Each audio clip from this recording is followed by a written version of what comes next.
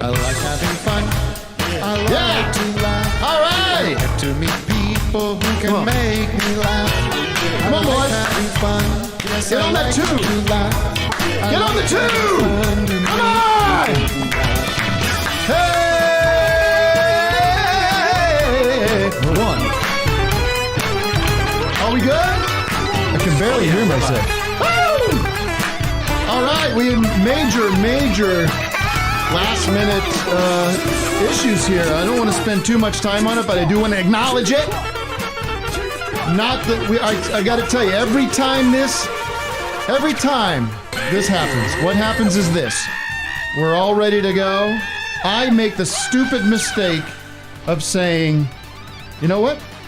This is nice and I love it. It's nice and smooth. We're all just kind of lazing around. Everything was set. We did our discussion about the show, having some laughs. Yeah, this is smooth. Matt says, that's the way I like it, boss. And then everything went to hell. Matt, very quickly, just talk me through what happened. Where was the what was the point of failure? It's almost as if we're the NTSC. No, what is it? The people that investigate airline crashes. What are they called? The national AVA. No. Come on. I don't know is the answer. I have no idea. We'll be investigating. And there was some issue with Restream. Is that correct? It seems to be Restream. It was a total failure. It's a shit show. But it was not human error necessarily. We'll get to the bottom of that. Mercury is in Gatorade. Doug, welcome to the show. Thanks for being here. The audience loves you. You're a fan favorite. And Vic as well is with us today. The Trinity is assembled once again on this Thursday morning, January 28th, 2021. Thank you, ladies and gentlemen. Boys, you're quiet as a mouse back there with you're stunned. You're stunned. You were stunned into submission. We were amped up. You're so excited. I had all my drops in order in my head. You're just back there I'm cold. shaking. You don't know what's going on. Yeah. Go ahead. Right, I had mine on silent. There we go. Someone told me There we go. Very Have good. you ever? Got your Jeez. CCR. It's all Cretans today. ISO. Yeah. Well, let's just talk through the show. Apologies, we are starting late, but I'm going to go until what? We'll do our full show. And Of course. We got nowhere to go. We've got Derek DelGaudio, somebody very funny in the audience in the Zoom chat as things were not working well, says they've got Derek DelGaudio, but they should have gotten Derek DelVideo. I want to acknowledge whoever that was. Who said that? Who in the chat said that? I can't see you. We'll acknowledge you with a $500,000 gift certificate to Three Stooges Coffee, which I'm drinking this morning and keeping me up. And Enjoy yourselves a cup of Three I want to say my rageaholic tendencies did not. I sat here. I just focused. I breathed. I did snap at Vic once because everybody's chiming in with questions. Is it? What did you say? I don't know. Is it live now or I saw I just said just shut. They're working on it. Well, my end it said it was live, so I was trying to confirm it. Doesn't help. Yeah. Just let Vic because poor Wes and Matt they're the stress on that. It's all on them. Right. They don't need no sideline quarterbacks. And we're like, did you unplug it and plug it back in? So Derek DelGaudio, just a genius. His new special film, I don't know what you want to call it. I guess you call it a film. In and of itself on Hulu right now. It's almost a documentary more. I don't know. Oh, okay. Right? That's what, because like the crowd is, I don't know. Just, it's like a concert film. Yeah. We'll discuss it with yeah. People like Vic. This weekend, quick plugs here. This weekend, Mr. America screening and Q&A, worldwide screening. People are confused by this. Mr. America has never screened outside of the United States of America for various reasons. So we are showing it Sunday afternoon, UK time, 8 p.m. You can buy tickets at mramerica.com/eventive.com, eventive.com. Link in the description. Link in the description. And I can't emphasize this enough, gang. We are looking at the new year, fully independent financing and funding for On Cinema, all things On Cinema. One of the first ways that we're gonna start building that war chest is through this kind of event, this screening. It's $10, or you can get a higher level and buy a DVD, get a personalized, all sorts of shit like that. So that's a great way. People say, "When's On Cinema coming? What are you gonna do? Why don't you do more of that?" Well, I pay people to do work. I am an entrepreneur, a small business owner. We don't have Adult Swim, who's too busy making Rick and Morty pins. Big fuck. Okay, they don't want to fund it anymore. Whatever they're doing, whatever they're interested in now, who knows? I don't have ideas about cartoons where people fly around in space. That's not where my creativity lies. That's not the heart of my creativity. My stuff is niche. It's not for everybody. That's why you're so special. That's why we need you. We need you supporting the Patreon here, Office Hours Live. And by the way, the benefits of this Patreon are no bounds. And all I can direct you to is say, last Friday, we did game night. We sat right in this room. We goofed for 4 hours, folks. And the only people that got to experience that were you, the patron members. And who can make me laugh? Here's the other thing. We got so high off that, I powdered that night and I've been smoking it. I got so high off game night that I said, boys, we got to do this again. I looked at the calendar. I said, what makes sense?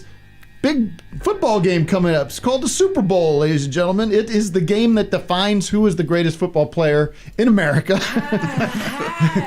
So we're going to do a patrons-only Super Bowl party down here. So join us there. That's what I've never seen that. What, they pick the best player? That's right. It's like a pageant. It's too dangerous to play the game anymore. So they just come out and you have to explain yourself. You have to explain your stats, how many touchdowns you got. Each guy gets to run down the thing and catch the ball. That's right. Mm-hmm. It's like heats, like an exhibition. That was like the coolest, like dancing too. I thought. There's some dancing. There's some shuffling. There's a rap contest. It's a lot of fun. And a band I've never heard of called The Weeknd will be playing the Super Bowl halftime. Back in my day, you had Tom Petty, you had Bruce Springsteen, Mariah Carey, Bob Dylan. I swear, one day, if they get Bob Dylan to do the Super Bowl halftime show, that will be the greatest thing to ever happen. That audience will be gobsmacked. Their jaws will be on the floor. The hell is this? Anyways, that's all I have for now. Matt, did I miss anything? There's any merchandising news? Slaps, Bops, and Bangers cassettes are starting to ship tomorrow. Good. Order yours. officeHoursLive.bandcamp.com. Very That's all good. I got. The question of the day, I want to just get the Zoomers to chime in on this. What is something that you loved, maybe as a kid or as a younger person, and now look back and go, this does not hold up? Who are you? Is also a question you could be asking. Who the fuck are you? Think you know what you're doing here? Who the fuck are you?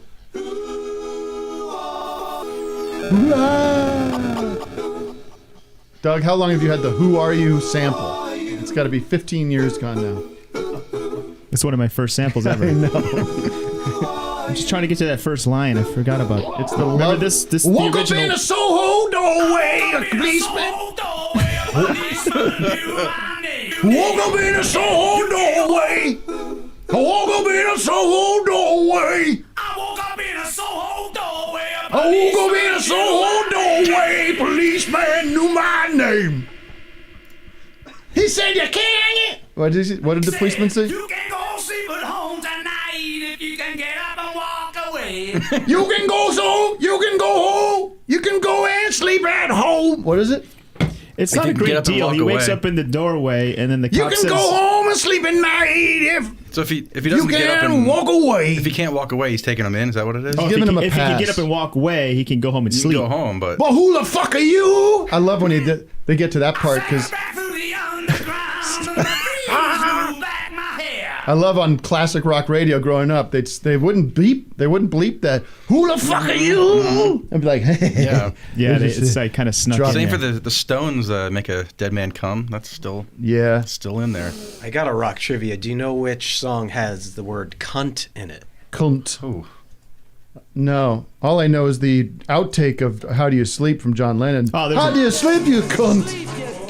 Rehumanize yourself by the police. He says you got your hands in the air with the other cunts. Oh. Well, there's a Aphex that Twin a- song I think it too. might have got on the radio. Was that a police radio show? A radio song? Radio-friendly police song? I was never a police fan. Oh, I love them. Come on, you All We're right, so behind, let's- though. We got to jump in, don't we? I know, well, we're not behind because we're just doing a regular show. Well, Tim, Derek is, That's there fine. Still. Derek texted me and said he's here already, so He's hanging. Tim, I'm not rushing to get to Derek. Okay, Roger. Everybody can chill out. Go ahead. We're what- talking about the Who here, Matt, and we're talking about who I'm are trying you. to talk about the Who. That's what I'm saying. Let's show some respect to Doug. I think it'd be funny to hear what Roger Daltrey would sound like if he's like at the bank or at a store, and he still sounds like he talks regular, or like Cretans. What's his name? Roger. Roger Credence? Dan John. John Fogerty. John Fogerty. Dan Fogerty. Isn't his real name Roger? No. You're thinking of Roger Birds, McGuinn. dude. The Birds guy. Right. What if he sounded like that just all the time? Give me an example.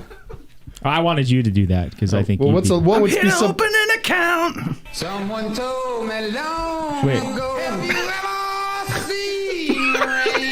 seen rain? Sir, would you like to?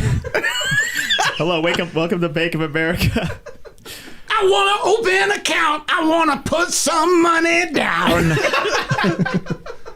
I knew this would work. I got to buy a checking account. Can you loan me a couple of bucks?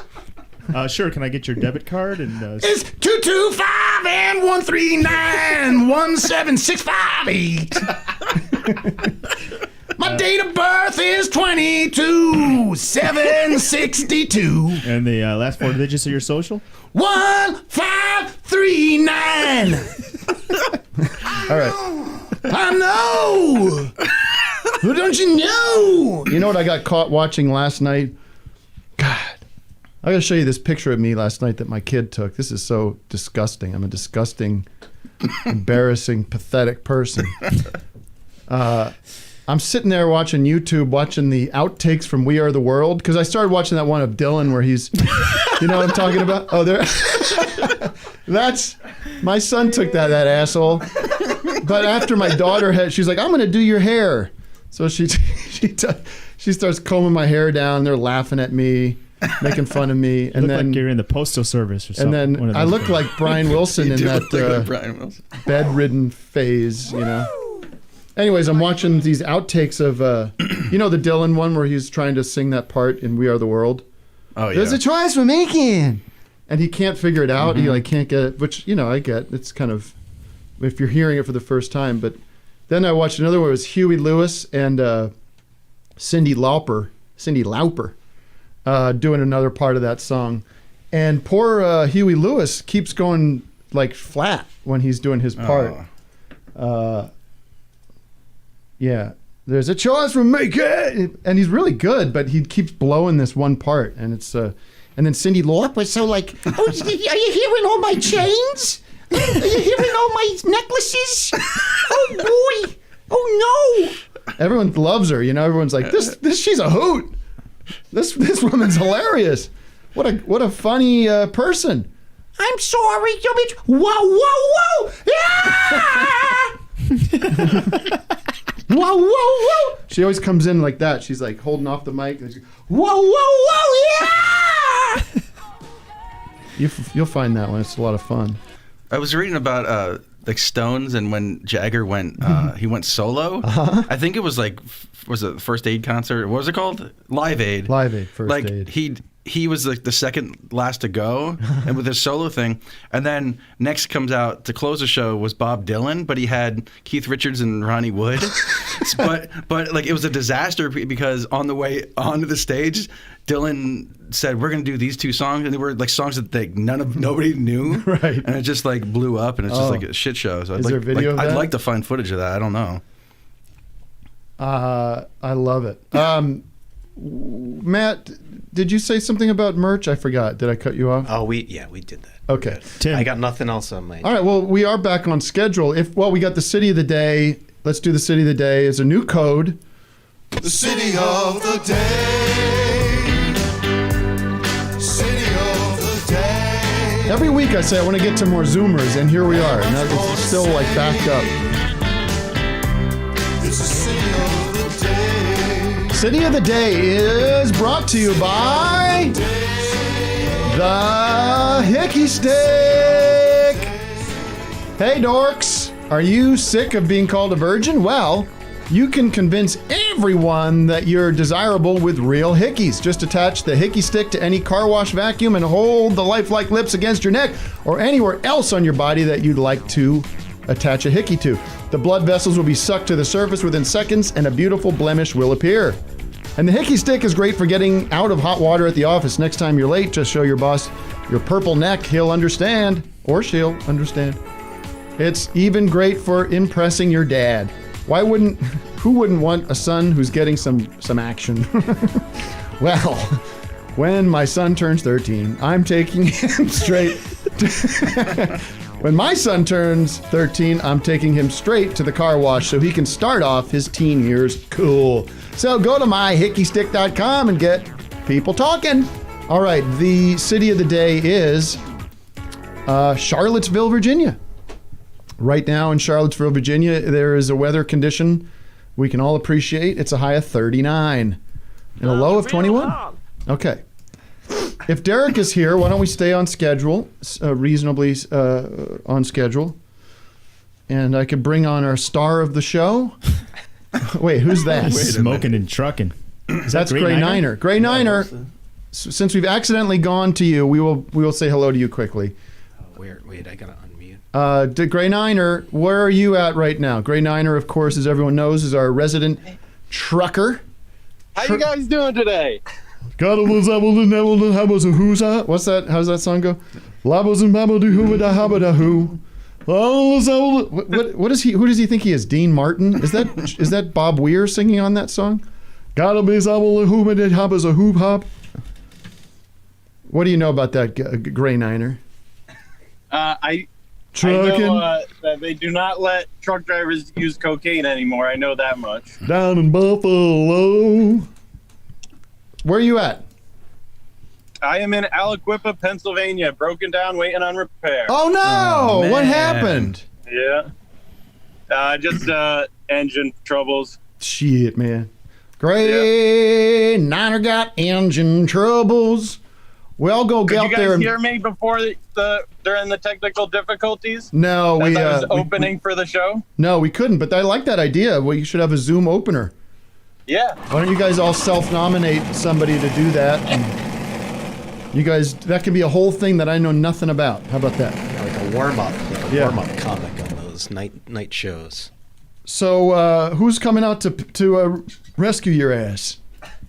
I am already at the place. How do I flip my camera? I'm out here Okay. waiting for the mechanics to bring me into the shop. You probably love it, right? When you get a breakdown, you're like, nothing I can do Yeah, about I it, get- boss. I get Engine to sleep a trouble. little bit. You think some mobbed up guys are gonna come and hijack your truck ever? They're gonna take the cigarettes off the back of your out of your, what do you call that thing in the back? Cab? No, Sleeper. no, I'm talking about in the actual, like what you're hauling. The trailer. The trailer. Have a guy come up I'm with a a flatbed, so I ain't never got cigarettes. But guy come up with a lunch, like a paper bag with a gun in it. Get the fuck out of the truck! Can we see what your bed looks like back there? it's such a mess right now. Fuck. Tidy I up would've before cleaned office up. hours, Okay, man.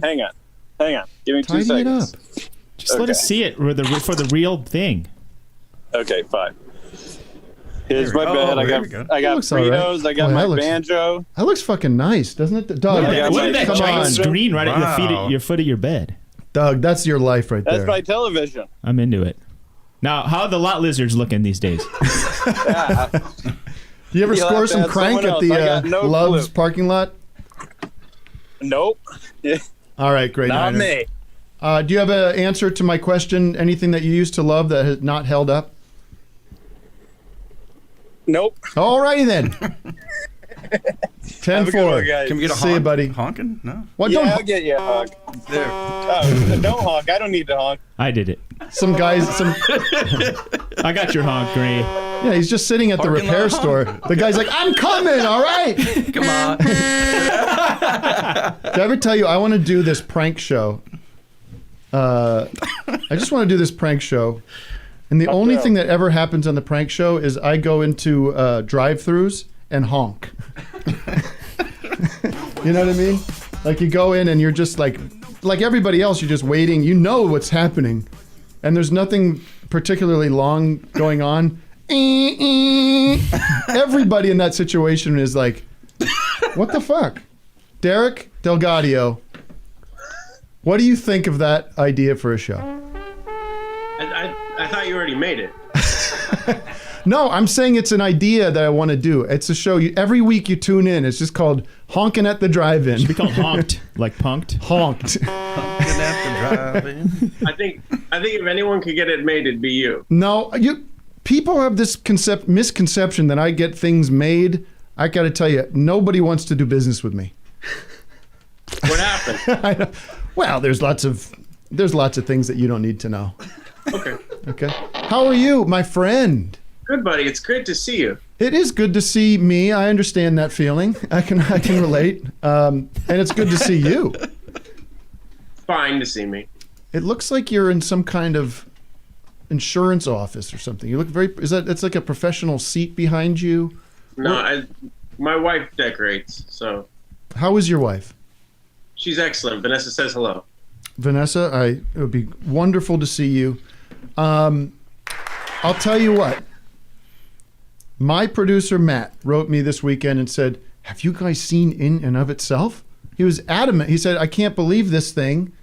Surely I had told you about it before, but I said, "Have I seen it?" I was at the show.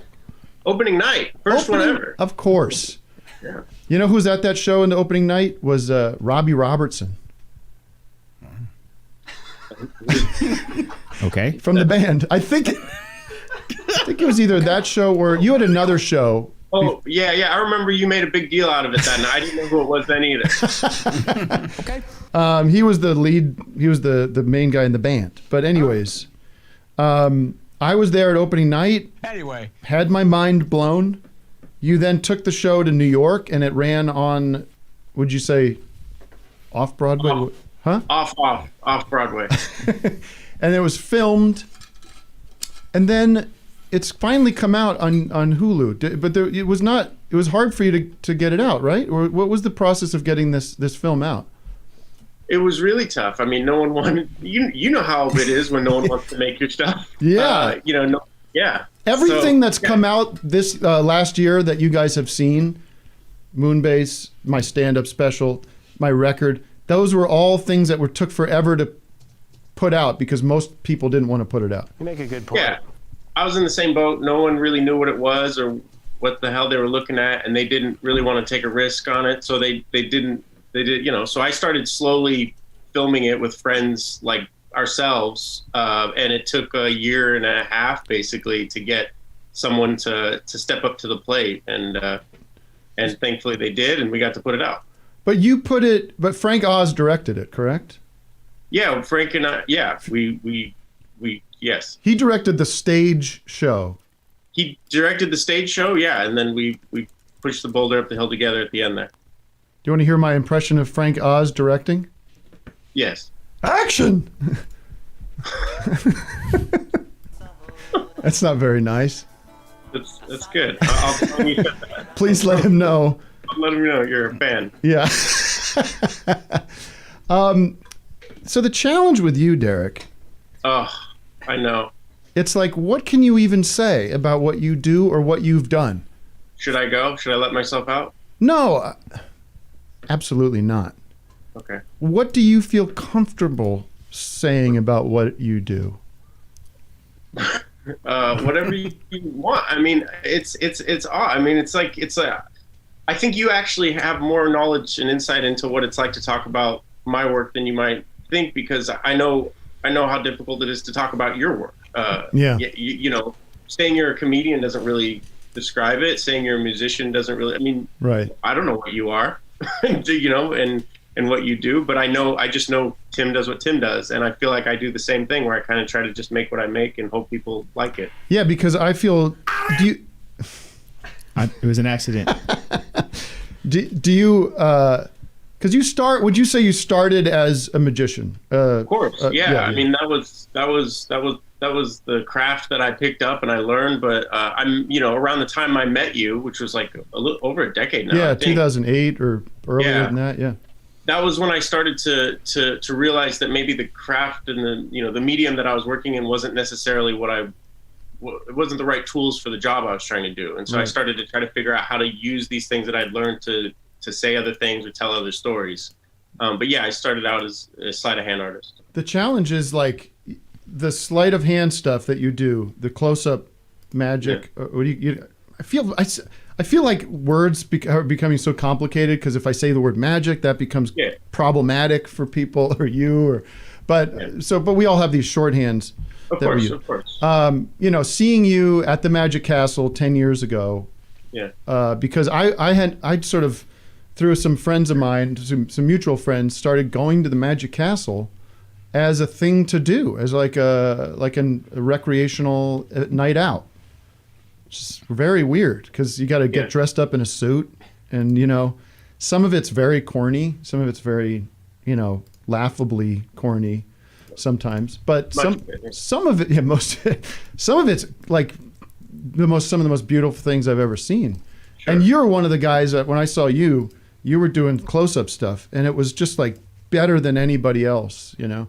That I knew of, except for that guy the only guy that maybe tops you is that blind guy. Holy shit, that was some weird stuff. You know what I'm talking about? Yeah, sure. There was a guy who was blind doing card tricks. It's like, huh? Okay, Stevie Wonder, I get. This guy doesn't make any sense. I feel like I'm being. He wasn't blind. He's blind, right, Derek?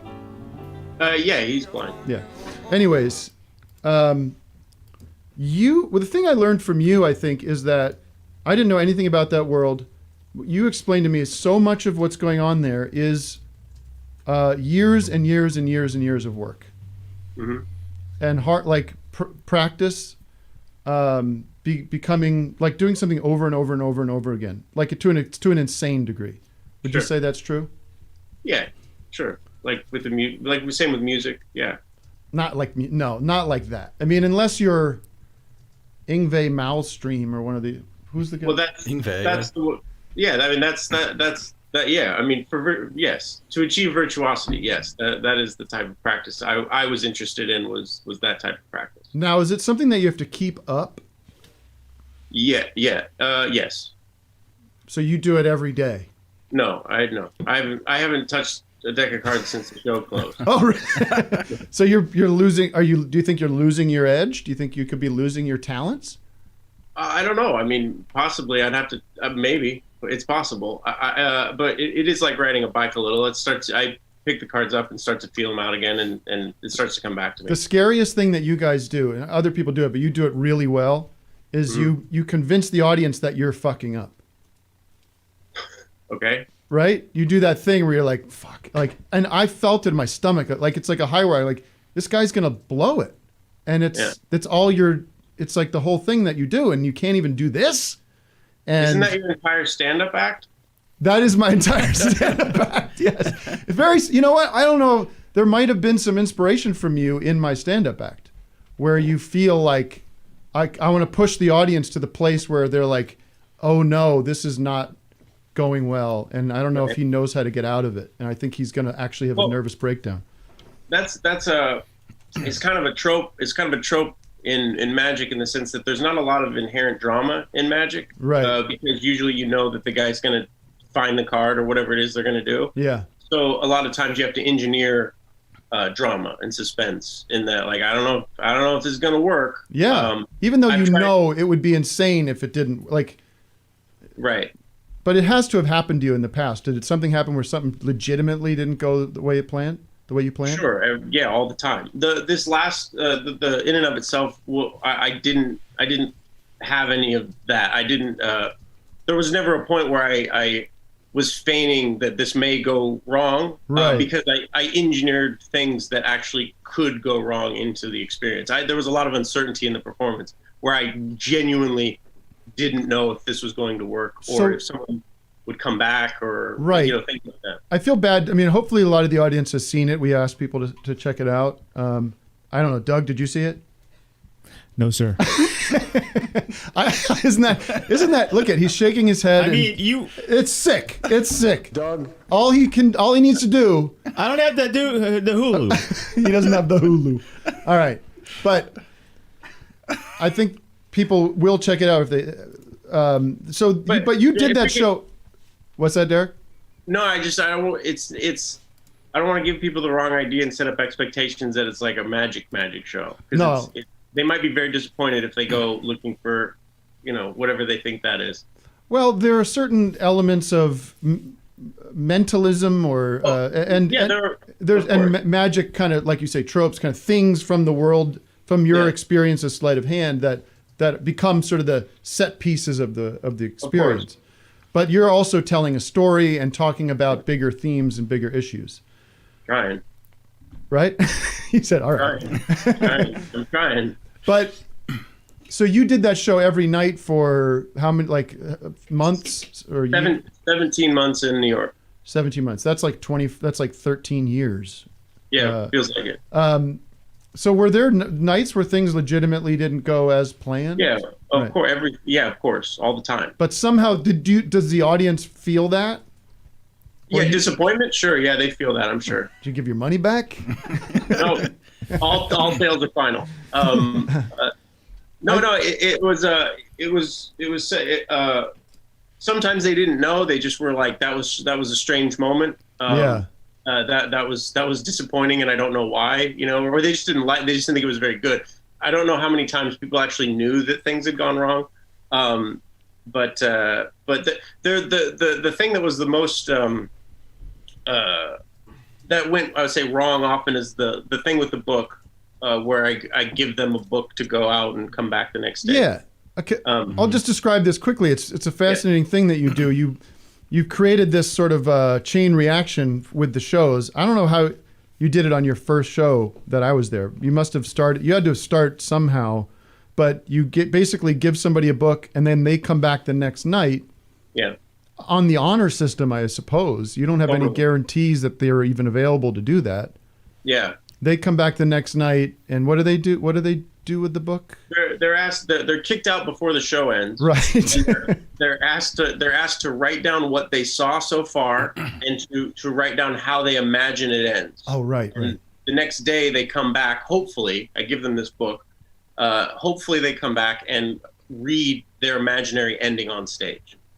Which meant I was giving the stage over to a stranger to do and say whatever they wanted to do or say for as long as they needed to. And you get to chill out. You get to it was dicey. We had someone do like a 10-minute musical number where they brought boom boxes on stage and their twin sister and did a song and dance. Right. And I just had to sit there. It was horrible. It was horrible. It's horrible. When I do my stand-up, and also when I do this show, I love the fact that I don't have a big plan for how things are going to go. And in my stand-up special, and I started doing this years ago, I would bring up a guy, and somehow in my, as I'm scanning the audience, I'd try to find a couple, and I would say, and my audience I can kind of predict by looking at certain people what the dynamic is going to be there to a pretty good, doesn't always work, but I have a good sense. Bring the guy up.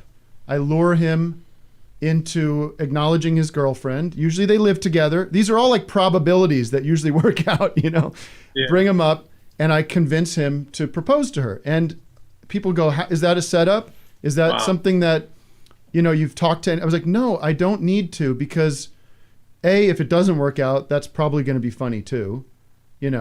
I get to yell at that guy and call, and you start with the premise that if you love her, why don't you marry her? And it's like, well, life isn't that easy, pal. I'm not, but most of the time, I would say 80% of the time, it just works. And some people probably go, well, we actually didn't get married because this was an illegally binding experience. But most of the time it's like, well, yeah, we were going to do this anyways, and how cool to just do it here.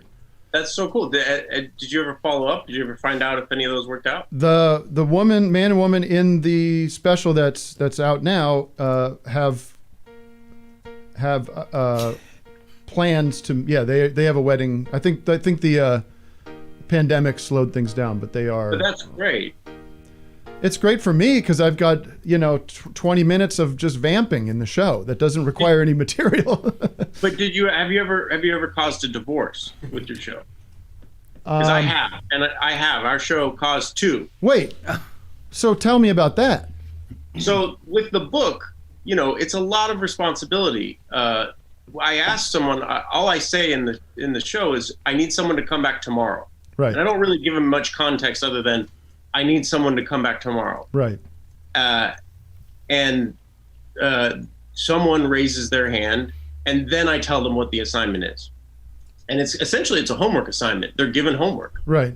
And I found out that it's one particularly specific, that a couple had come to New York City, and they were being New York tourists. Sure. And the wife volunteered to be the person who comes back, right. Which meant the next day they woke up to go do something else, tourism stuff. Yeah, and the husband's like, "So we're going to the Statue of Liberty today? What?" She's like, "No, I got to go back to this thing and do it."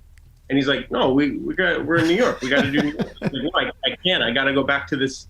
I got to go back to the show." And it caused a huge argument. And when they got back home, they got a divorce. Jesus Christ. Man. Well, I mean, that was going to happen eventually. No matter, something was going to push that thing over the cliff. Sure. Something's about to bust. Something's about to bust. What? So let me one last question, and then I'll let you go. Okay. What is a Jesus? You can't say magician. What does a man like you do during that when you don't have an audience for a year? What the hell have you been doing with yourself? What? I wrote a book. Oh, great. What? Another fucking book now. Yeah, sorry. What? It's on audio. There's an audio version you can listen to. Is it out? It'll be out March 2nd. So that's what you did with your time. Meanwhile, I'm sitting around watching We Are the World outtakes on my bed. Eating peanut butter and Nutella. What's the book about? Is it basically an adaptation of the show, or is it something else? Is it like a Stephen King horror book, or is it a fucking romance? No, some Ennis Nin. It's about I guess it's about truth and morality, I guess. Yeah. I'm just kidding. Is it got pictures in it? I mean, what am I doing with the book? It does have pictures in it. Okay. It does. Yeah, it has pictures in it, and there's talk of lesbians and talk of cheating at card games and Plato's allegory of the cave. There's something for everyone. It has something for everyone. I want to read it. I expect an advance copy. Yeah, absolutely. The galley. Yeah, the uncorrected proof. Yeah. Sure. Who was your mentor? In life? Like in what you do in your field. Did you have somebody that?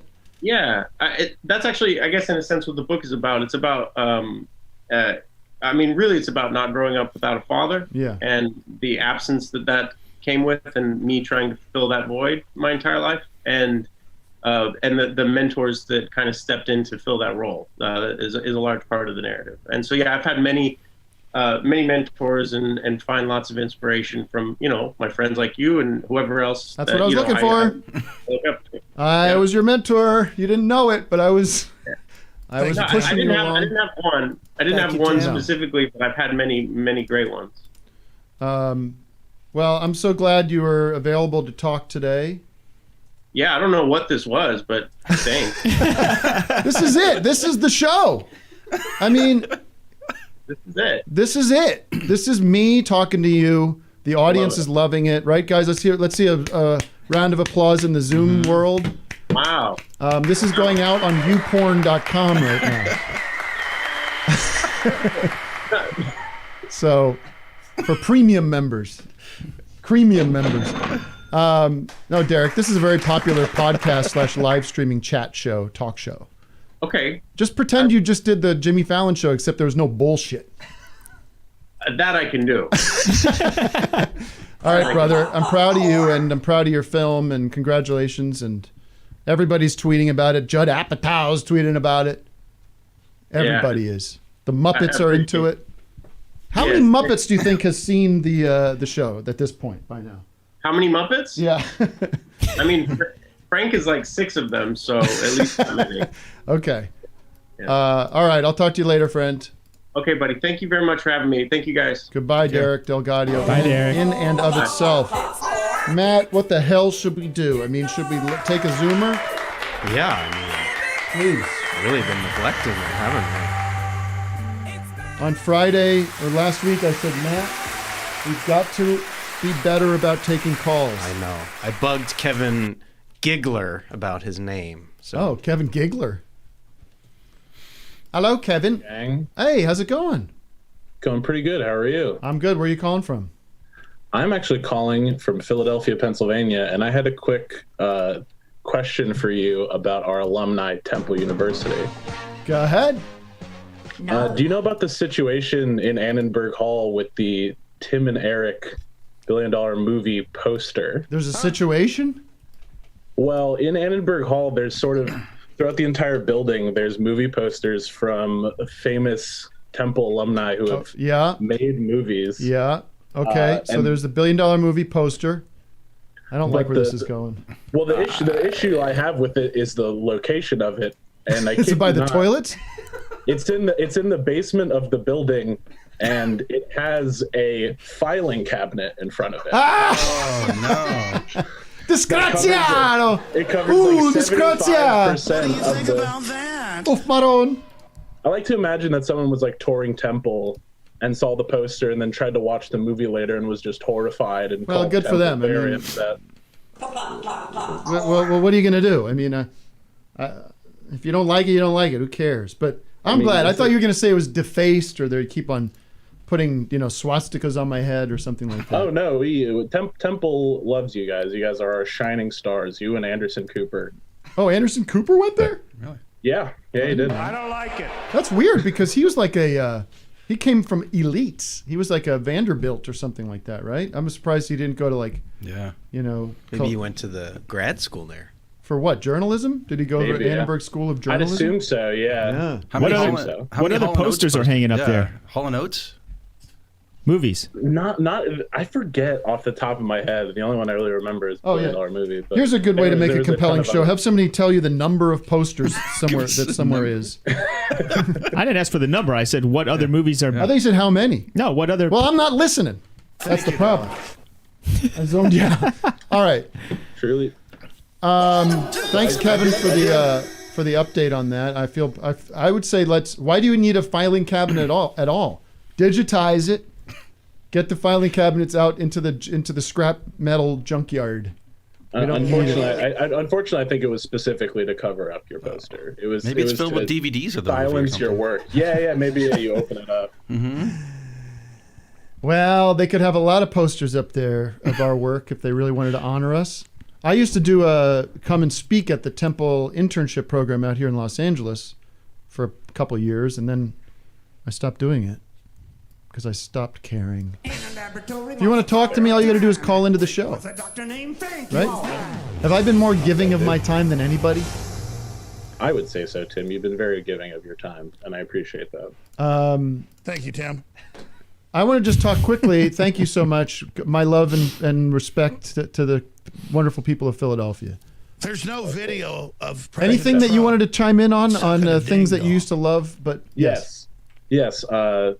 I was as a child, I was a big fan of the Lord of the Rings Return of the King video game for the Nintendo GameCube.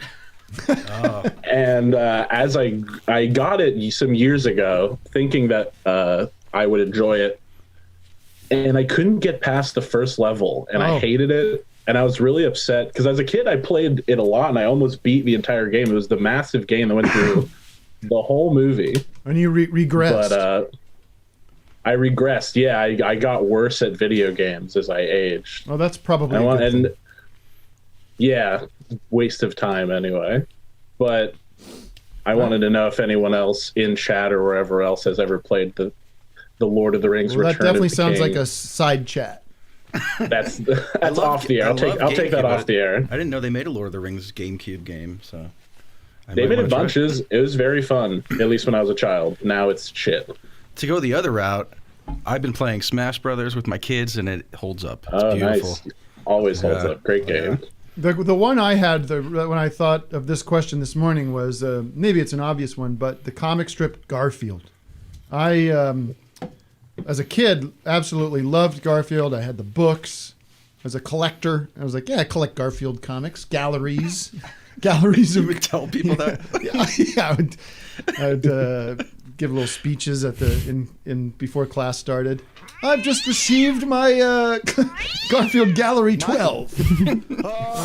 I'm not as fond of the earlier galleries. I think Jim Davis's work improved. And then one day, you pass through a rite of childhood where you grow up and you're like, this isn't exactly working for me as much anymore. Whatever happened to Jim Davis? His shit used to be gold. How about the cartoon though? They just made a whole show based on the voice of Bill Murray, but it wasn't really Bill Murray. It was just like a knockoff. I heard my kids watch that. And it's terrible. Yeah. It's like this really cheap CGI. Oh yeah, that's bad. New stuff. But yeah, in the '80s there was a cartoon, but they had some guy just like impersonating him. All right, we're keeping the show going. We can. He can hang. I understand. We can talk more Garfield. No, I don't want to. This is a probably well-known story, but apparently the reason Bill Murray did that movie was because he thought it was a Coen Brothers movie. Did you hear about that? It was directed by... Because the writer is that other Coen. There's another Joel Coen or Ethan Coen. Ethan Coen. Yeah. Well, and that's why he needs a manager to sort these things out. Right. Everyone's like, Bill Murray's so cool, man, because he doesn't even have a manager, man. You just got to call this number and maybe he'll pick up. Well, you know what, Bill? Maybe it's time you get somebody to handle your affairs. So we don't have another Garfield disaster. But also, why not do the Garfield? Why wouldn't you do that? Show up, you want me to do my voice? I can talk like this if you want. Oh, God damn it. By the way, we got this wonderful, another piece of art from our tremendous community here. There it is. This is from Crystal Hernandez, right? Is that it, Matt? Yes. Crystal Hernandez. She usually does pet paintings in this style, but she decided this painting is my humble attempt at saying thanks to the Holy Trinity. I don't miss a show or game night or special, and I wanted to sincerely say that the show has been a lifesaver this past year. How about that? I'm grateful to you all, and especially to Tim. I didn't add that. You can look that up. That's here. Adorable. And then it goes on and on. Nothing about Vic. No. Nothing here about Vic. Sadly. I do not shampoo my hair. We do have Brendon Walsh standing by, and we will be getting to a brand new video from Vic that I commissioned. We commissioned. Based on the famous Lip Lick series. And that's coming up in the second half of our show. So stand by for that. Quickly, I was going to spend a lot of time talking about this GameStop situation. And then it feels like it just exploded overnight or during the past day or so to the point where it's already like oversaturated. Right? Everyone knows. Everyone gets it. We all understand. For the most part. We know what side to take. We know that. But Wes, you were explaining to me that it's actually bad for GameStop. Is that correct? Yeah, because their valuation is now so incredibly high. If they want to go out and try and raise capital, they're going to have to do it on a down round, which is then just going to plummet the stock. But also, they have absolutely no control over their destiny right now. So, yep. What is GameStop? It's just a place to buy video games. Yeah, you can get your games there. But you can do that also. You can buy online. Well, yeah, Amazon probably killed them, right? Yeah, I mean, everyone. And the fact that online no can- one goes out to the mall anymore because of the pandemic. Video games have never been more popular, but the idea of going to a store to buy them seems a little like redundant. They've also been horribly run for a very long time. Right. They did But they're not in adapt. every mall. Like they're in even like the shit malls. Or maybe they're only in the shit malls. I don't know. I thought if anybody was watching Game Night, I thought we sort of hit on a similar vein with Edgar Winter. We took Edgar Winter. We were playing our Instagram follower game with the rock stars, the classic rockers, and it was a little sad because we had Edgar Winter, and it's just a great part of the game because he only had 200 followers on Instagram, and that's almost impossible to guess unless you. I mean, I guess it's a good argument to always go for that $1 bet. Nobody did that until the last round. Right. But if you would have cleaned up and won that $500,000 gift certificate to the Three Stooges coffee. But do we want an update on, on his followers? well, that's what I'm getting to. So on Game Night, if you're not a Patreon, you're a loser. Let's admit that. And you're a freeloader. And you're sitting on the back of a turnip truck. But we got into it and said, well, let's raise that count. We have that just the same way the GameStoppers did this. They hoarded together and made something beautiful happen. Turns out it's not so beautiful, according to. So, what is the downside of pushing up Edgar Winter's Instagram follower account? I think if we do reach a place where he's in the hundreds of thousands or millions, that Edgar Winter's going to feel some kind of pressure to maintain, go back on the road. Maybe he's at home going like, I don't like all this attention now. He's got all these skeletons in his closet. Cause some health problems for Winter. That's not good. I like on Game Night, Doug, you said J. Edgar Winter. Well, look at that cover of that album. I think he's in a good place. He's at 239 now. What do you mean 239? 239 followers. No. Wait, no. Edgar Winter? He's way up. 945. He's at. Wait. It was at 221. Edgar Winter official. Now he's at 950. It's right there. You're looking at how many people he follows, maybe. No, I'm looking right here. 951 now. Let's keep it going, guys. We want to get him to. So we want to go to 2,000. I have it up on the screen. I'm going to refresh. I see 930. I bet, what number? look, where do you see that number, That's man? on psychedelics here. Look. No. Well, I can't see. Wait. I have to zoom in. Zoom in, man. Oh my God. What happened? What did Matt think is the number? No, it's 9:53. No, it was literally 9:45 like a minute ago. I know, but you said 2 something. 239. Where did that come from? Wait, what? Roll back the clip. Oh shit, Matt's, Matt's on mushrooms. Matt's on mushrooms. He's having a stroke. Holy shit. Yeah. So, folks, everybody watching, go to Instagram if you have an account there, Edgar Winter Official, and start following. You're going to be glad you did. Yeah. I don't think I even did yet, but let's get him over 1,000 today, and we will. And the good thing is though, there's nobody shorting the Edgar Winter follower account out there that I know of, right? Well, we got Tyler. Tyler's actually a Zoomer. Can you do that opening lick from Frankenstein for us? It would probably blow out everyone's audio. That's fine. Let's do it, baby. Blow it out. What are we looking for? Edgar Winter's Frankenstein. It's just like Jackadoom. I'll play it. It's right here.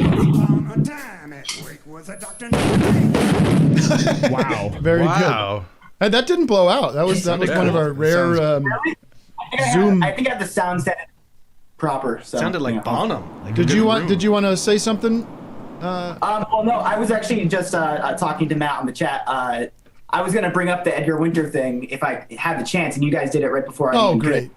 Yeah, it was perfect. That's. Oh, you pointed out that the comments. We didn't talk about the comments. Yeah, keep them positive. Well, keep them positive. Yeah, don't turn this into like a Tom Segura thing where you're. No, they're nice. They're all peace and love. No, they're all great. They're all office hours centered. Great. So it's awesome. Well, I think, Matt, we got to do what we can to get Edgar on the show and have him talk about. I'm working on it. Okay. Can we hear when the levee breaks?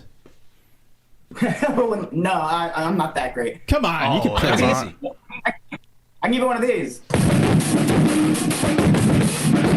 Oh yeah, Jamaica. There it is. Come on, just play When the Levy Breaks. All right, I enough. want to hear the levy. It's a fucking wall of Too many sound. hi-hats on that one. All right. Yeah, right. Let's get to Brendon Walsh. Brendon Walsh has an exciting new feature for us, an exciting new presentation. Brendon Walsh. Poor Segura, he's going to be Always sad. using funny They're getting names. rid of General Motors is stopping gas-powered cars Oh. and SUVs by 2035. Is he here? What's up? Here he is. Hey, B. Walsh. What's going on, what's bro? up, homies? Yo, yo, yo, what's up? What's up, doggy? What's going on with your two-tone glasses and everything? What's that? What's going on with your glasses and were you in an accident of some kind? I got LASIK, LASIK eye surgery. Yeah. Well, I went to get that, and you know how they do they can remove hemorrhoids with lasers too. Right. Well, the doctor that did my LASIK had the laser set to hemorrhoids still, and when it burned my eye. Oh, is it out? Is the eye out? No, it's still there. I just have to wear these Band-Aids, and they said not to have a lens on this. I get it. Eye. Yeah, I see it. It looks like you got some sweet tats. Yeah, dude, I've been going down to Temecula, Wicked Dove Tattoos. Awesome, man. They've been hooking me up. They pierced. I got my septum pierced. That's awesome. And that's all for why I'm here today, because I've successfully rebranded myself as the rock and roll gossip guy. Okay. You're like a TMZ type? Yeah, but rock and roll. How are you gauging that it's a successful rebrand? You said you successfully relaunched. I gotta look at that. That's a skull smoking a cigar right there on my ring. And I'm here to do some gossip, so it looks like I'm already booking gigs as a rock and roll gossip guy. Is that Green Day you got there? That's right, my man. Awesome. All right, what's the gossip you have for us today? Well, today I've been... By the way, your dog or whatever it is back there is quite annoying. She keeps peeking out at the blinds, and it's blowing everything out. I just chucked her on the ground. Oh, Jesus. That's not cool. She's okay. Okay. So I'm here to talk about everybody's favorite girl next door, Mindy Kaling. Okay. Mindy Kaling from The Office. From The Office, from the Late Night, I think the show. She did a movie with Emma called Thompson? Late. Yeah, the Emma Thompson. It's a great film if you guys haven't seen that. Great. So we're going to go through some of her Instagram posts. I don't know if Matt has them queued up or... Yeah, we're synced with you. We've got your... Okay. Yeah, we've got your presentation. You won't be able to see it, but if you know what they are, so... Okay, but you're showing the same things in the same order? Yes, exactly. Yes. Pool party. Okay, we've got this first one here. We have Mindy Kaling sitting poolside in a ball gown. Nice. And she says, when no one can come to your pool party, but you're not mad about it. And if you can see, she's not mad. She's looking very in vogue. And I don't know if you guys can zoom in there, but those are not magazines that she has next to her. Those are stacks of scripts, my friend. Oh, shit. She's getting lots of offers for lots of TV and film. And she's, the funny thing is that, what kind of pool party are you going to have? Right. You're reading scripts in a ball gown. So she says, when no one, almost like she's painting the picture here, when no one can come to your pool party, but you're not mad about it. You're not mad about it. Hey, I'm know just what? gonna hang out. I actually like being alone.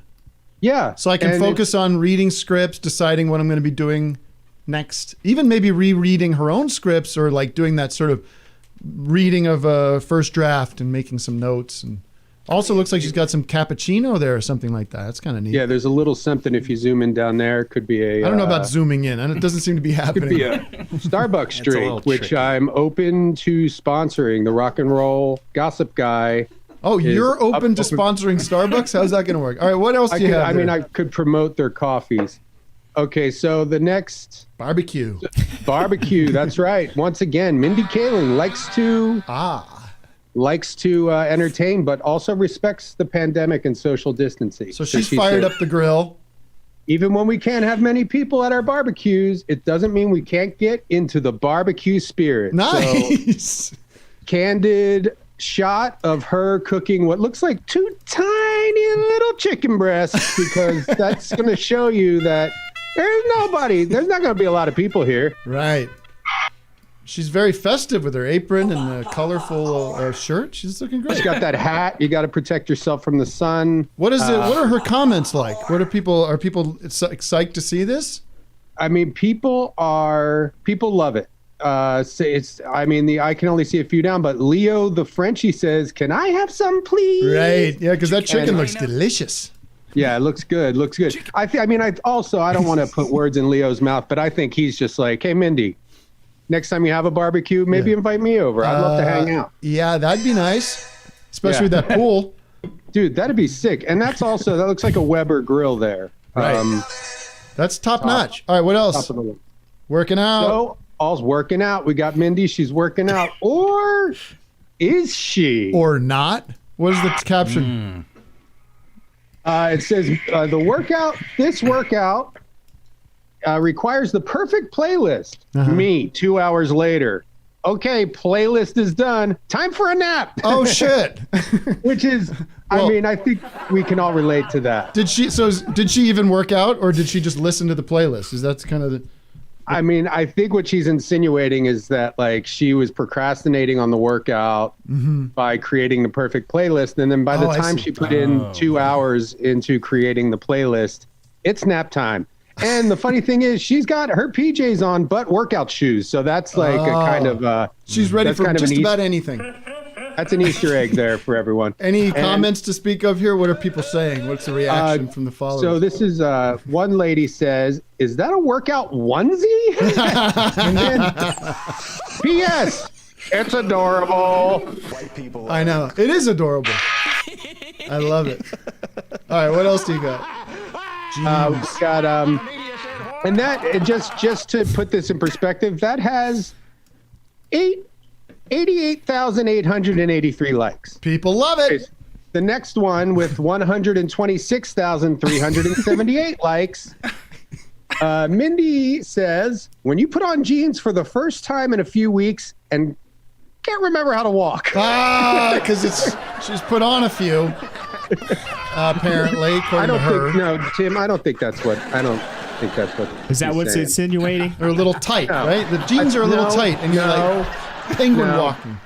No. I think what she's saying is because of the pandemic, we're all wearing sweatpants, and then the jeans might be a little just too much resistance. But she's not. It's not. This isn't about gaining weight. Anybody in the comments relating to that? You know what? The only ones I can see are the guy says, "Don't make me off some." What the hell does that mean? He might be, because if you notice, Mindy's not wearing any shoes or socks in this, so maybe that's some kind of foot freak. Maybe he's saying, "Don't make me want to off someone," like he's going to kill someone. Like we could get the. that's could be part of we the could get Soprano somebody family. to investigate that. But that was that's 126,378 likes coming in on that one. This next one, now Tim, this is one that maybe you can relate to, and maybe even get together and work with her, because you like to make music, and Mindy's here posing with a kid's ukulele. Oh shit! And it says, "During quarantine, I've been working on becoming an indie rock darling." Oh shit! Is it working? Again, wearing PJs, and she's posing. saying, "Is it working?"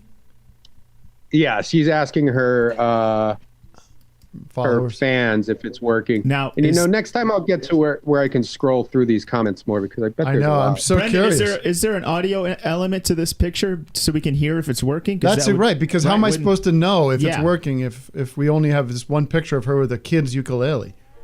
What is it? Indie? She said indie rock? Yeah. She might be doing some kind of Zoe Deschanel style music there. With That's what I was thinking. Who? Yeah. What is the crowd saying? What is the peanut gallery saying? Well, this one only has 69,521 likes. So I imagine that people might be like, don't listen, stick to writing scripts, stick to, you don't need to spread yourself too thin, right? Especially during a pandemic. So this was kind of a bit of a flop for Mindy, this post here. I think it's a bit of a flop, but I also think that it's in good fun. Yeah. It's Believe me, I get that. It is funny and it is fun. Any more? The next one is from just this past Halloween with 106,144 likes. Mindy in what appears to be her walk-in closet, which is actually pretty nice. Pretty spacious. Is that a Batman blazer? Well, that is a Halloween style blazer, and she says, "Missing Halloween, but make it fashion." Okay. I don't know what that means. And that's and then a couple of the comments says, well, one guy says, "What show is this lady from? Someone please help." She's from a lot of shows. Yeah. And then that's a little. I hate when comments turn into Google search bars. Yeah, I mean, the amount of time it took for him to type that, he could have just done a Google image search or something. Yeah. Or he texted one of his friends. Well, her name is right there. Could have clicked on a profile. The name. The name, Mindy Kaling, search. Oh, yeah, she's from that show. Yeah, sure. Yeah, which is the Mindy Project, The Office, and Late Night she movie. Was on there's a couple other things too. She was on a season of Always Sunny in Philadelphia. Yeah, sure. King of Queens. She wasn't on that, but I recently watched an episode of King of Queens for the first time ever in my life, and guess what? Not that bad. Oh, I heard a rumor that you were a fan of the new Chris Hardwick show, The Ball or something. What's it called? The Wall. The Wall. Yeah, it's great. Chris Hardwick is back. Chris Hardwick is back with a vengeance, and you can win up to $12 million if you play your cards right and get the right. The Wall is kind to you. Is there nobody else that could do that job? Is he singularly capable? Is there something? Has he got some kind of? Don't you think there's just got to be a million people of color, women, all sorts of people that could host a fucking game show? Does Chris Hardwick get a million swings at the bat of the Hollywood bat? I think I get where you're coming from, Tim, and I agree. Mindy would be a perfect host for The Wall. I mean, let's break in some new talent. Is all I'm saying. All right, one more of this Mindy Kaling business from you, Brendon, and then we must move on. Okay. The Christmas. Well, we could do. Can we skip ahead to? Why don't we skip ahead to Hanukkah, Matt? Can we do that? Yep. Okay, so this is, and she deleted this from her Instagram. Oh no! For some reason, but Matt did some sleuthing and found it. And the comment is, "Happy Hanukkah, night 5, all candles lit for dramatic effect." Okay. So she lit all the candles, and I'm not personally, I'm not Jewish. I was raised Personally, Roman you're Catholic. not Jewish. I'm not. I wasn't lucky enough to fall into that category. But I don't know how the candle thing works, but I think if you light them all once a night. night. Yeah, it was very insulting to the Jewish community. Well, if you light them all appreciate too soon, it's 7 years of bad luck, they say. Well, I think you go to hell. Hawks will cut. Yeah, you might go to hell. That's bad luck. And imagine the bad luck going to hell. That's the worst luck you can have. I don't know if you've read your Bible, but the worst luck there is out there is. You know what? Brendon, did you grow up Catholic? Yes, I did. Yeah. So when I was a kid, you can see there's some Catholic symbolism in my ink. Yes, beautiful ink. When I was in first grade, they teach you to pray like this, with the fingers up. But I went to Catholic school, but my mom was Protestant. But I was raised Catholic for the most part, but not like a full on 100% Catholic. And in first grade, I was praying like this. Yeah. Right. And the kids at school told me, they said, "You know what you're doing, right? You understand what's going on. You're praying to the devil. You're praying to hell when you pray like this." And I went home crying. I said, and I blamed it on my mother. I said, Ma, you taught me to pray like this. This whole time I've been praying to the fucking devil. Yeah. She says, I don't know what you're talking about. That's stupid. Those kids at school are idiots. They're first graders. Well, and also that could explain your success. You know, I mean, a lot of. I did the Robert Johnson deal with the devil. Bob Dylan, I believe, has a deal with Satan as well. Yep. Okay, well, I mean, there's one more, but we don't have to. You know, we can save it. There's one more. Let's clear it out, so we have to come back. Oh, I'm coming back. Okay, so we have this final one and this is everybody remembers Ruth Bader Ginsburg. Yes, notorious RBG, Ruth Bader Ginsburg. And a lot of people think she was the first female Supreme Court justice. That would be incorrect. That would be what's her name? Doug? J. Edgar. Judge Judy. Judith Scheinling is her official name. All right. So there she is, sort of doing a RBG workout pose.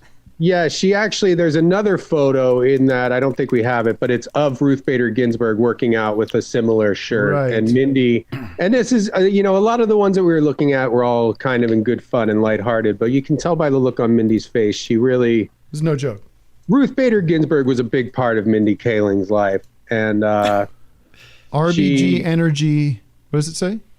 RBG Energy today and always. So she's honoring her hero by, you know, just kind of, she was probably just working out and was like, hey, I should set a timer on my camera and take a photo because, you know, maybe it dawned on her like, oh my God, I'm honoring her without even thinking about it. You know who I'd like to get on the show is the Mindy Kaling photographer. There seems to be, I don't know who's behind this work. Never gets credit. That's one of the mysteries is if you go through her timeline, and I invite you at home, it's free. Everybody at home, just go and check out Mindy Kaling's Instagram. Not before you follow Edgar Winter, folks. Not before you follow Edgar Winter. While you're there following Edgar Winter, Mindy Kaling might even be suggested after you follow him. Sandra Day O'Connor. Thank you, everybody. Sandra Day O'Connor. No, that's the guy who played Archie Bunker. That's Carol O'Connor. She played Archie Bunker's wife. Okay. That's Gene Stapleton. See, I know everything. No, that's the bass player for Kiss. I don't want to get down into this arguing semantics, but check out Mindy. All of her photos are somebody's taken these, and I don't know who it is. And she also, another mystery to try and unlock. She claims to have 2 children, and but she never appears to have ever been pregnant. So well, she keeps that private. She keeps that to herself. She keeps it private. Are you excited for the Super Bowl, Brendon, at all? What is that? Like a sports ball thing? I noticed that she's going to be in some Doritos commercials that she's gave a really? preview of. Oh, that's right. They're the 3D Crunch ones. Is that with Jimmy Kimmel or someone? Yeah. Mm-hmm. That's exciting. What a cool partnership. Good reason to tune in. Yeah, she has a few promoted tweets. And I saw one for Walgreens. That was terrific. Yeah. The Walgreens one. I'm surprised you didn't share that one with us. That's a beauty. We that was in there, but we had to trim things down a little bit. But we can come back. We can check in with her. I think we should keep a close eye on the Mindy Kaling social media accounts. I enjoy it. I have Mackie. I have Matt's phone number, so I can just he said I could have a hotline where if a Mindy emergency arises, I can just come right into the show. Brendon, if you're not busy on the Super Bowl Sunday, why don't you join us for our official watch along of the Super Bowl for patrons only? We'd appreciate having you. Oh, great! That's awesome. I would love that. And I could maybe even dig up some dirt and talk about some gossip of some of the players during the game. There you go, Brendon Walsh. Thanks for joining us. All right, see you guys. Always a pleasure. Always a pleasure. Let's take a zoomer. Let's take a zoomer now. We are approaching the end of the show, but not really because we started, I believe, 15 minutes late. Yeah, we got another 17, 18 minutes. 17, yeah, something like that. We'll go to 11:45 over here on the West Coast. Let's talk to Lily. You got something today? Or are you waving me off? Lily and the Jack of Hearts. Hi, can I answer the question of the day? Of course you can answer the question of the day. There's no right answer, by the way, for the question of the day. It's only a personal preference. So I think the Red Hot Chili Peppers, for me, The Red Hat Chili Peppers. I was so into them in high school. Oh, yeah. But they're just objectively really bad. Who's that dude behind you? There's a weird... Am I hallucinating? Oh, yeah. Freakazoid back there. Hi, I'm a weird guy. I just snuck in. I just snuck into this lady's house. I got my goofy sweater on. I gotta get out of here. It's almost like you've got a video playing and he's the guy in the video, right? This is my green screen. Yeah. That'd be funny to sell like stock footage of people's backgrounds with just weird guys walking through. All right, guy, back off. I don't want to see you right now. Bugging me. You're bumming me out. You're bugging me. Your girlfriend or your sister, whoever she is, she's trying to talk. Is this okay? No, get out of there. Keep him in. Bonafide moron. Why don't you fucking talk back? I don't want him in. Have him lie face down on the ground. Go ahead, do what I say, or there'll be real trouble. Get down on the ground, you son of a bitch. Yeah, dumb son of a bitch. I'm on the ground. All right, hands behind your back. All right. So, Red Hot Chili Peppers. I'm with Lily on this one. I loved them in middle school, and then you go back and man, they stink. I'm proud to say I was never a fan. Not once. Now, can I had Blood Sugar Sex Magic once, and I gotta. That's not a bad song there. That Under the Bridge song. It's when I drew some blood. Roger Daltrey singing that one. It's not the Red Hot Chili Peppers. Well, great answer. Let's keep moving things along. Great answer, Red Hot Chili Peppers. Thank you. I think our audience will relate to that. Oh, Lily muted herself. Thank you. Very nice. Apparently, according to many accounts of working with the Red Hot Chili Peppers, it was always very difficult to get a vocal take from Anthony Kiedis. Yeah. He's not a talented singer, yet here he was in a very successful group, and they would have to like line by line, get performances from him.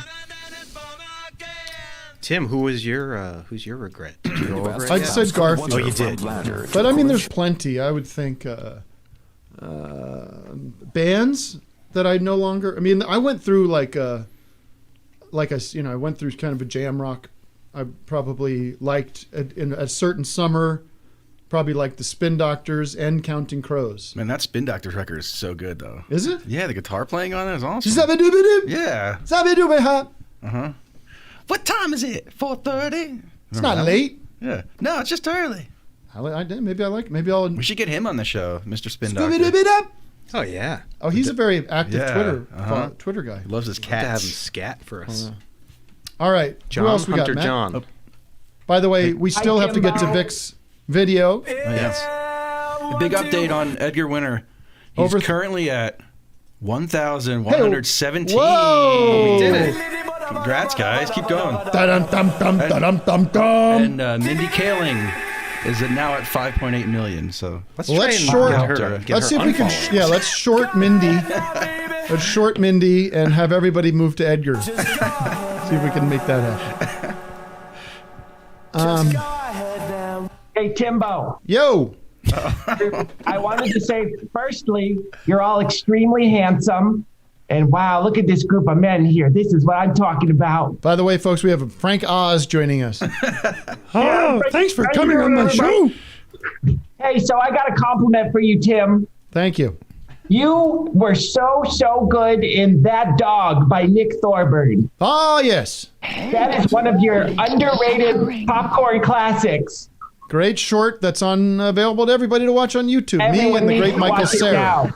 Yes, it's so good. You need That's to Nick go watch Thorburn that. doing that puppet. Yeah. Right. Oh, put your hand down. Let me see Nick. Go ahead. He can't come to the phone right now. Sorry, Timbo. It is not Nick. It's not. But I gotta say, that Doug guy back there is so handsome. Who? Let's get Doug here. Doug, he's the most handsome man in the whole crew. Well, let's talk about this for a second because Matt, you had a funny promo shot for today's show where we had me as Nick Nolte and then Doug as LP from Run the Jewels. And, wow. And my friend Matt Sweeney wrote me and said, "That's LP." I go, "I know." He goes, It's wild, and it really is. Especially that shot that Matt brought up. The similar, it's uncanny. It's. Do you see it? You must see it, Doug. You must see the resemblance. Yeah. I mean, I'm not gonna lie. I have one more thing to say about Doug. Go ahead. Okay, Doug, we had beers one time at Zebulon. You are such a nice guy. I just got to say that. You are a nice guy. Oh, well, thanks. I think it's Nick now for sure. Now you're for sure It's Nick. definitely not. Well, we'll talk to Hunter Nick John later. Scrotum. That little unicorn Nick. We'll get him on here, maybe with Alden Tenner, too. I know who it is. This is Nick Flanagan. Oh my God. It could be. I'm kidding. Maybe not. We'll see. It's definitely some kind of Canadian. Well, what's your name, puppet? Well, I've been called a couple of things. We're not really sure on a quite first name yet, but we'll just go with, well, what do you think, Tim? What should I be called? Blue Bastard. Blue Bastard. I like it. This is it. Hi, everybody. It's me, Blue Bastard. How you doing? Oh, my God. These beautiful people here. Thank you. Thank you, Timbo. All right. Gotta say, as a broadcaster, as an interviewer, gotta pay respects to Larry King. Larry King passed the mic to me. He passed the throne. God, those clips of him that got sent around, he was the best. So genuinely disinterested in almost everybody he spoke with. So good. The one of him talking to Jerry Seinfeld, where so you ended the show or was it canceled? Jerry's like, canceled? Jerry, do you know who I am? Like we were the #1 rated show when we left the air. Does someone want to get this guy a resume? You can see Jerry's pissed. Does not find it amusing.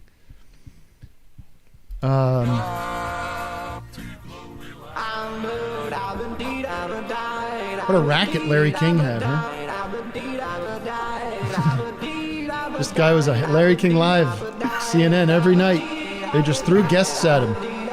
Don't tell me anything about him. I'll find out when I talk to him. Tim, I think he might have kind of invented the caller on the radio. Next caller. I'm sure he didn't. I'm sure that was a thing that was... He invented it. Now we're doing it. And you're shitting on the king. I'm paying him due respect. All due respect to the king. The best was when he was on Dave Rubin's show, and he just took a phone call that's and the just greatest. had no interest in what Rubin was What's saying. the guy's name that he's talking to? Cannon? I don't know. Cannon? Hold on a sec, Dave. I got something. Hello, Cannon? Yes, son. How you doing? Yeah. Well, what? I think it's his son. Yeah. What did he say? Well, that's good. That's very good. Well, tell him that you should be playing more. You put him in. Okay. Yes. And then it just goes and goes and goes. It's so funny. Dave Rubin's sitting there waiting for things to wrap up. All right. Why don't we get to Lick Lips, the video of the day. Oh, yeah. Do we have a theme song? Yeah, I gotta We sure find do. out where I put it. Hold Now, on a second. everybody stand by and stand back and stand by. Wait. Don't play it. Don't play it. Oh, you're playing the theme song. This is a theme song. Yeah, you could bring up the still and then I'll start.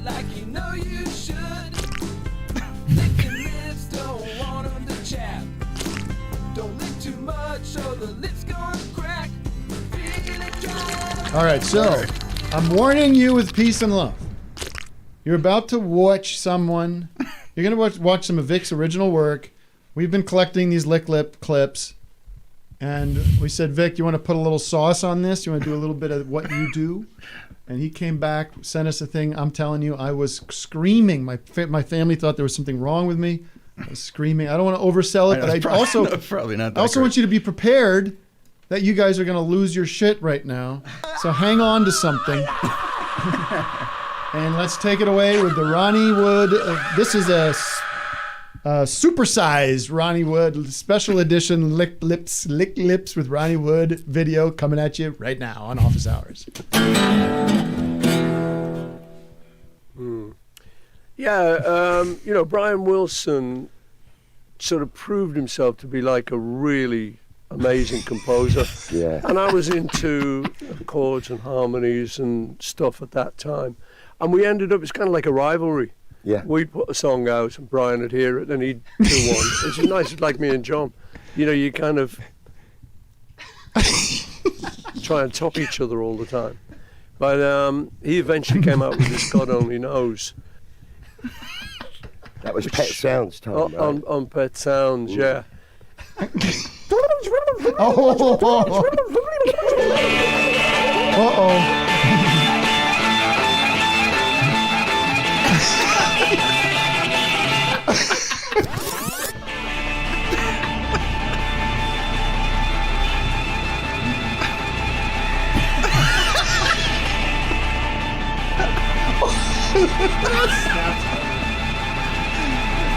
Oh no!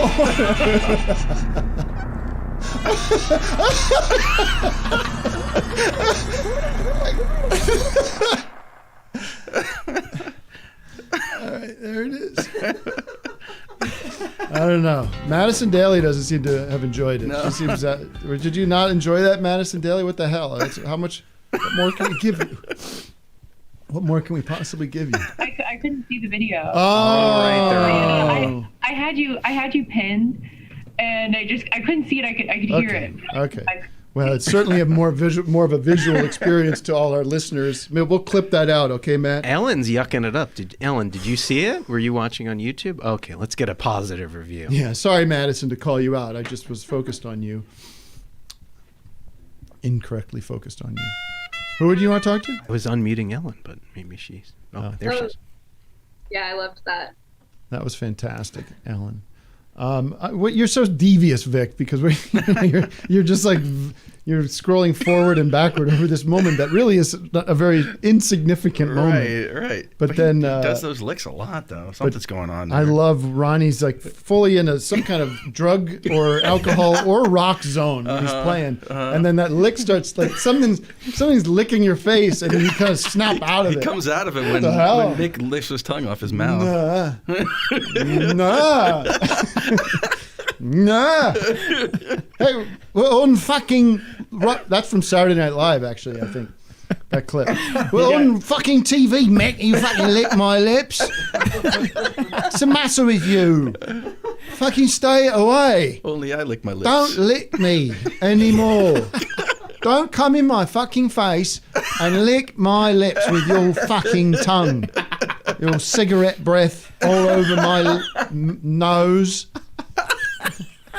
He got great show. So long too until he finally. Oh, great show, Ronnie, great. Oh, that was great. This is Keith coming up to Ronnie after the show. Great show, Ronnie. It was fucking great, man. Saturday Night Live, man. Saturday Night Live. Great playing. What's the matter, Ronnie? Fuck off. What's the matter, man? Did you see Mick? He come up and licked me right in the fucking mouth with his fucking beer breath. He licked me right on the fucking mouth, and they had a fucking close up on me, and now everyone's laughing at me. That's all right, man. That's rock and roll. It's not fucking rock and roll, man. That's not what I signed up for, Keith. You don't see Rod Stewart fucking licking my face in the fucking faces. I'm out. I'm done. You tell Mick, if he licks me one more time, you're going to get it in the fucking jaw. Oh, you're going to fucking knock him the fuck out. Everybody just move out. Knock, knock. Who's there? Ronnie, it's me, Mick. I want to apologise, all right? I thought you'd be into it. I thought it was just a nice playful moment with the two of us. But don't do it again. All right. Do a cartoon that's just all these rock stories of these guys. Maybe Mick is jealous because he doesn't have a guitar. He can't do licks. Yeah. Right. So he's like, I do gotta me get my own licks licks. in. I got to get me licks in somehow. Oh dear. You're sulking over there, Ronnie. What happened? Charlie Watts goes, you're sulking over there, Ronnie. What happened? You had a bad show? Out of tune? Couldn't hear yourself in the monitors? No, fuck off. Mick licked me again. Licked me right in the fucking nose. His fucking tongue went up me nostril. Maybe he's trying to get some of that cocaine. He's coming up there like a hummingbird. Oh dear. All right. One more Zoomer, and then we will move things over to the after hours extravaganza. Nobody's going nowhere. I accidentally cut off Ellen. Ellen, anything else? What's the thing that you loved but no longer love? Well, I'll tell you that, and then I have a question for you guys. Okay. The thing I loved that I don't know if I no longer love it, but I used to watch this movie called Little Monsters, starring Howie Mandel as this like punk rock teen monster, and I had a huge crush on him, and I thought he was like so hot. And then later, You thought Howie Mandel was hot? outside of the like blue monster, punk monster makeup, and it was Do you want to tell Ellen about your Howie Mandel encounter, Vic? Oh yeah, he was at the APSO studios one time. I don't know if it was before or after office hours or something, and I just didn't. I don't meet a lot of celebs, but then I went up to him to shake his hand or whatever, and then he's like, "Oh, whoa, no," and then I realized he goes like this, like does the fist bump thing. Yeah. I'm sure that happens to him a lot. I would assume, but I don't know. Certainly now it's going to be more. It was very he's awkward. like now. You're right. Yeah. But what did you say to him then? Oh, and then I said, "Thank you, Mr. Mandel, for Little Monsters. I watch it with my kids." So I thanked him for that. It's a great movie, but like looking back on it, there's some stuff in it that there's no reason for it to be in there. Like he makes a kid drink his piss. Remember that? Oh, really? It's disgusting. Yeah, it's disgusting. Completely unnecessary to be in there. But at least the kid's the bully, and and it's other thing is where he fills his apple juice jar with piss, and the kid gets it the next day at lunch, and the kid sips it. Immediately knows it's piss. He goes, "Somebody put piss in my apple juice." Like, how does he know that it's piss? Anyway, pointless. Ellen, what was your question aside from the question of the day? Well, I'm writing an article about puns and drug culture. For what? And Pun Monthly? Punthly? Wait, puns and drug culture? Punthly. The overlap, where the Venn diagrams overlap. Did you guys get the new issue of Punthly? So who are you writing this for? I'm writing it for a magazine that I work for called Broccoli, which is about weed. It's called Broccoli? Mm-hmm. And it's about weed? Mm-hmm. It's sort of like High Times as a competitor in the magazine, the periodicals that deal with cannabis. Yeah, we're a High Times competitor. Nice. Is it how do you distinguish yourself from the High Times? Just better. Just better. Can you send us a free subscription? Yeah, absolutely. Matt? Yeah. Make sure that happens. Get in touch. Free subscription. I'll DM you. Is it a monthly periodical? No, it's 3 times a year. Okay. That's a weird number. It's called Broccoli. Is that right? Broccoli. What does that refer to? I'm not up That's on my that's drugs. a slang. That's a slang for weed for in certain rap circles, I believe. Okay. Is it? Do you have an online presence? Well, it's a print magazine. We have an Instagram. Okay. No website. Oh, yeah, we have a website too, broccolimags.com. Right. Broccolimag.com. BroccoliMag.com. Okay, so you're right. You've been tasked with, or is this an article you're pitching about Go on puns? iTunes and buy it. I pitched. I'm a pun enthusiast. Good. Well, then it makes sense that you're a fan of this show. Absolutely. And I was just listening back to the Pundemic episode, and I wanted to just come to the experts and ask you guys to expound a little on the art of punning. Well, I don't know if I should say no more, I get no respect for my puns, so I don't know if I'm wanted in this community anymore. I'm sorry, Doug. I delivered ruby jewelry on me, and I got crickets, and I think I'm done. It's chalk it up to another major failure in my life. Even though ruby jewelry on me is a beautiful thing, it gets no respect here. And I'm gonna take take my treats and go home. What is it? Ball. Take my ball. I will and go say home. the fans have brought up Ruby Jewelry on me many times. Doug is the best at They have not brought up any of the winners. Doug's. Interesting. Isn't that interesting? Doug is the best at puns. Doug is the best at But puns. so you want? Doug is the best at puns. Doug is the best at puns. Doug is the best at puns. Is that Rogan? What is so? You're looking for weed puns? I mean, I'll take any weed puns, but I wanted to know if you guys have any deep thoughts about what Like, makes why is a it good disrespected too? You know. Wait, what's the real question? Just general thoughts about puns? She wants you to write her article for her. What separates the Ruby Jewelry on Me level quality puns from the real groaners? What makes a good pun? Well, I don't know anything about that, but I'll tell you what, if you are going to see a Best Picture movie from the past few years, check out Parasite and make sure you do it after smoking a bong John Who. What? Bong Joon Ho. That's the Van Damme director. gives it a 4. It's just if it makes you laugh, it's good. If you see it coming, it's not gonna work. Yeah. I think it's the most basic, like, easy laugh. I mean, right? It's not though. I mean, they're not all good. Well, They're not all the good. one thing I always say is if you're going to go away for a while and you plan to play soccer or anything like that, what I suggest is you pack a bowl. Pack a bowl. Pack a bowl. A bowl. My All right, husband's Doug? over here. You enjoy that? Wait, who's that over there? Mikey? Is that Mikey Campman over there? Is he? Mikey, get over here. What's up, guys? Oh. What the heck's going on with that hair?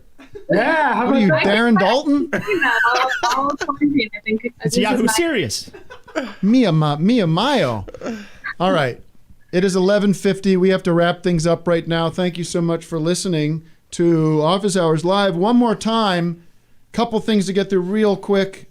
First of all, the After Hours begins any minute now over in the patreon.com/officeHoursLive.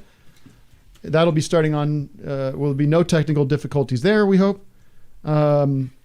This Sunday, join me, Greg Turkington, Eric Natornicola, and our producer, Andrew Porter. I was going to say Portner, for the Mr. America screening beginning at noon Pacific, 8 p.m. for my British friends. Anybody else? That, by the way, is going to run for 2 weeks. So if you can't make it for the live screening, you can always buy a ticket and watch it for the next 2 weeks.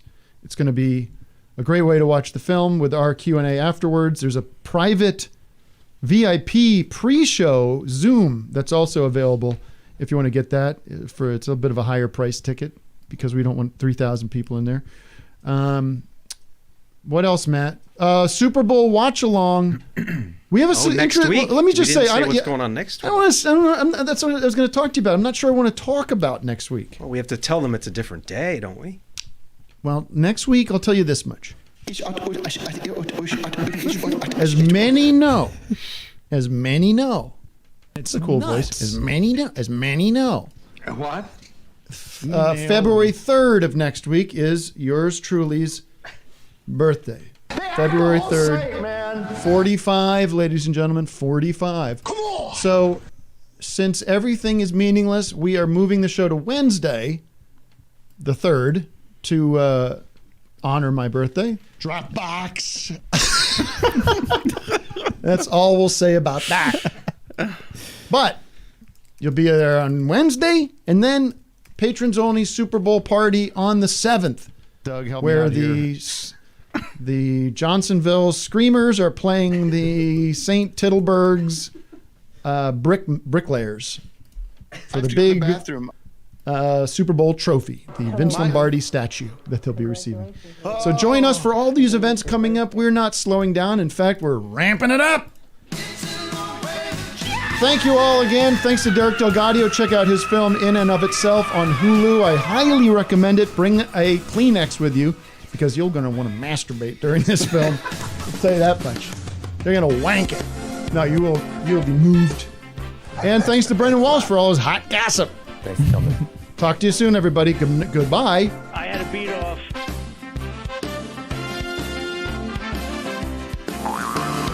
Thank you for listening.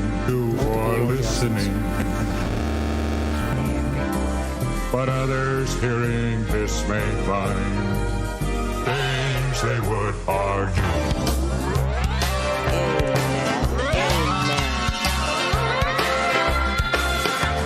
I do not say you're not, say you're not, say you're not, say you're not, say you're not.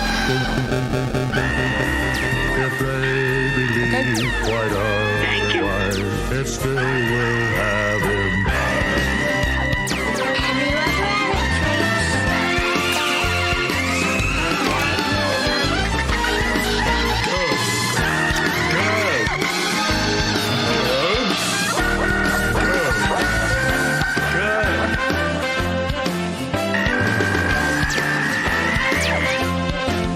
Jesus Christ.